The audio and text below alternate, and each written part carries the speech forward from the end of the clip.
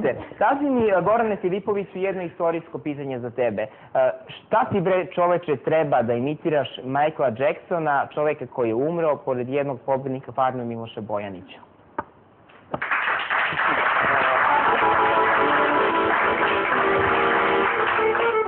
Kad si me već lepo pitao, sad ću da objasnim ovako. Prvo, ja se bavim ovime od malih nogu. Dobro. Znači, kada je Michael Jackson bio živ.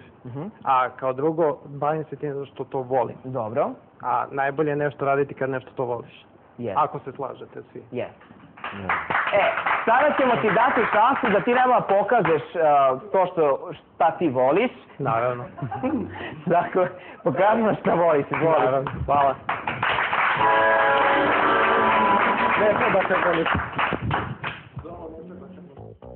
I was wondering, to keep on because the song has got a lot of power and it makes me feel like it makes me feel like this.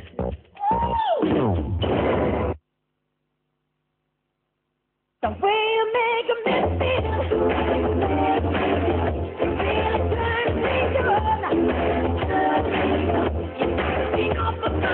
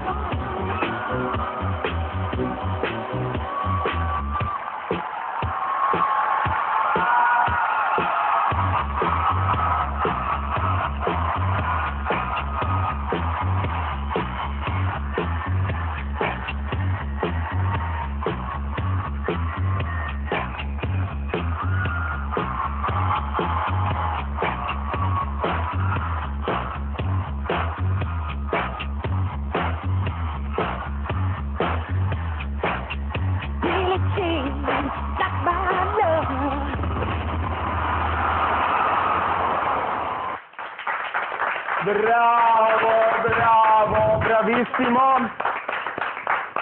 Gorane Filipoviću, ja sam se sada uverio da je Michael Jackson duboko u tebi. Hvala. I nek ostane što duže. Hvala ti puno. U svakom slučaju ti to radiš onako džeknovski. Lepo, pokazao si i ti šta znaš, zvezda u usponu, možda ćeš i da uspeš u ovoj emisiji, nikad se ne zna, a ako uspeš, dostavit ćemo ti prvo fakturu koliko ti to nama trebaš da platiš. Dobro, čekirat ćemo.